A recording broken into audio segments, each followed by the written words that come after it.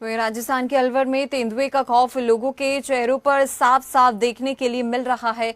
एक तरफ जयपुर के एक आवासीय में तेंदुआ देखे जाने के बाद वन विभाग की टीम ने कड़ी मशक्कत के बाद उसे पकड़ लिया, तो दूसरी तरफ अलवर के राज ऋषि कॉलेज वन क्षेत्र में पिछले 7 दिनों से नजर आ रहा तेंदुआ अभी भी वन विभाग की पकड़ से दूर है। ऐसे में जहां तेंदुए के घने आवासीय क्षेत्र में घुसने की संभावनाएं बढ़ गई है। अलवर से हमारे संवाददाता समर गुप्ता की एक खास रिपोर्ट देखिए।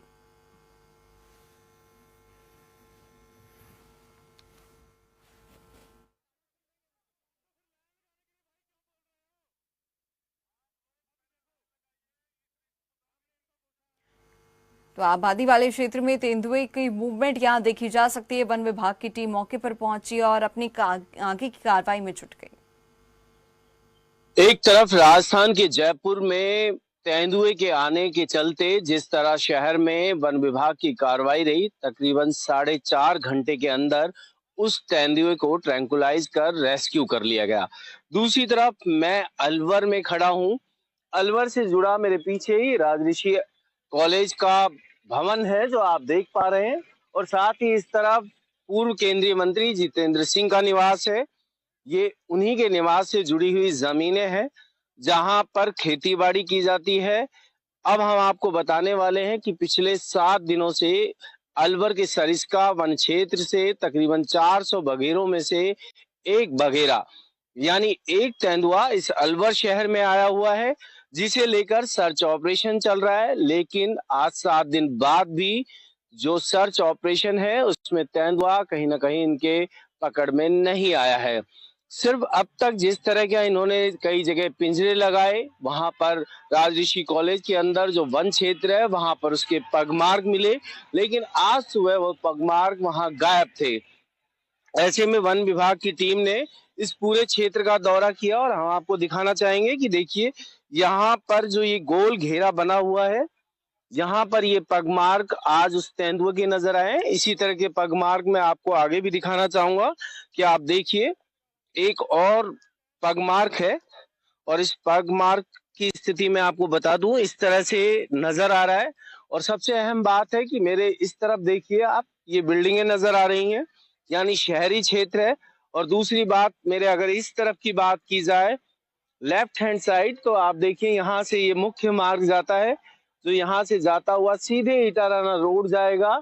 इसके बाद इटाराना पुलिया आएगी, वहां काली मोरी फाटक है, उसके बाद अलवर जंक्शन रेलवे स्टेशन है।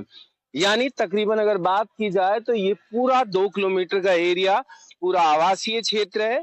ये जरूर यहाँ पर जो पूर्व केंद्रीय मंत्री हैं जितेंद्र सिंह, उनसे जुड़ा हुआ, उनके निवास से जुड़ा हुआ ये क्षेत्र है जो खेती के काम आ रहा है। उसके पीछे ही उनका निवास भी है।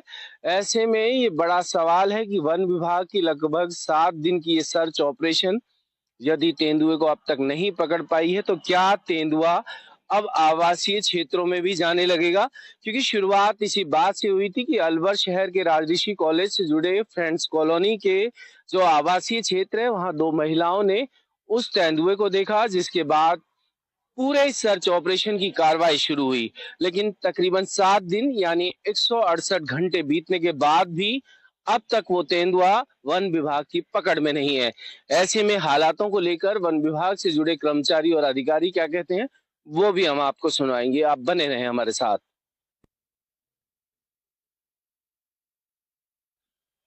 तकरीबन 7 दिनों से सर्च ऑपरेशन के बाद आज जो पैंथर है उसने अपनी लोकेशन बदल ली है। पिंजरे के पास बीती रात वो नहीं गया, उसके पगमार्क नहीं मिले।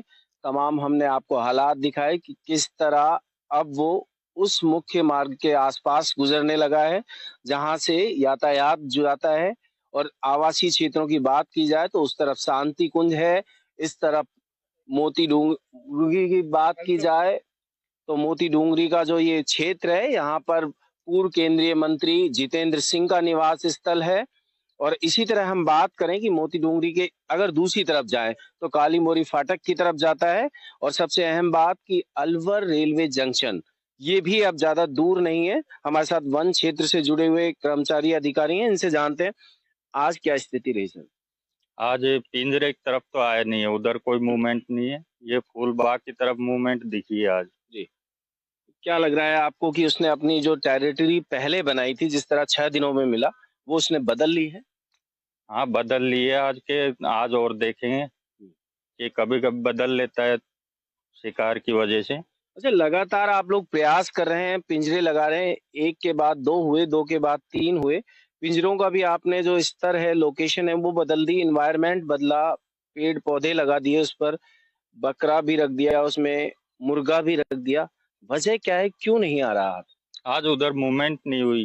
पहले तो वो थोड़ा अलग जगह पिंजरा और बीच में हम जाते हैं तो थोड़ा बहुत डिस्टर्ब भी होता है। जी। तो इस वजह से वो मूवमेंट नहीं किया आज उन्होंने। अच्छा, एक अहम बात है, तकरीबन अलवर सरिस्का वन क्षेत्र की बात की जाए, 400 के करीब तेंदुओं की बात कही जाती है।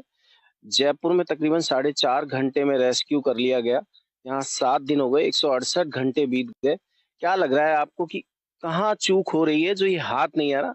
या कहीं न कहीं ये वन क्षेत्र है थोड़ा-सा, आवासीय क्षेत्र ना होने के चलते पकड़ में नहीं आ रहा? ये जो आरआर कॉलेज का परिसर है इसमें सघन वन है, जी, बहुत गहरी झाड़ियां हैं। इसके अंदर ना तो इसको पूरा चेक कर सकते हैं जी। क्योंकि आदमी पैदल चल के इसको क्रॉस नहीं कर सकता। हुँ, इतना सघन जूली फ्लोरा हुँ, है। ऐसे के अंदर इसको ना तो ट्रंकुलाइज कर सकते, हुँ।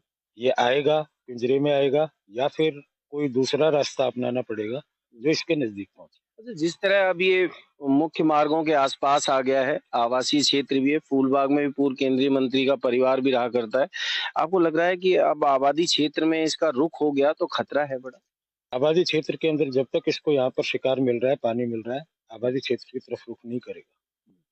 चलिए, जैसा इन्होंने कहा कि जब तक इसे शिकार मिल रहा है, खाने के लिए भोजन मिल रहा है, पानी मिल रहा है, ये जंगल क्षेत्र में रहेगा। लेकिन इस बात से भी इनकार नहीं किया जा सकता कि जिस तरह ये मुख्य मार्ग के समीप इसके पगमार्क मिले हैं, ये बेहद चिंता का विषय है और इस रेस्क्यू अभियान को लेकर तमाम तरह के तमाम प्रयास किए गए और ये भी रहा कि एक छोटा मेमना सर्दी के चलते मर भी गया। यानी एक मासूम जानवर की जान चली गई, अब आदमी की जान पर बात आई है। देखते हैं ये प्रयास कब सफल होगा। अलवर से खबर फास्ट के लिए मैं समर गुप्ता।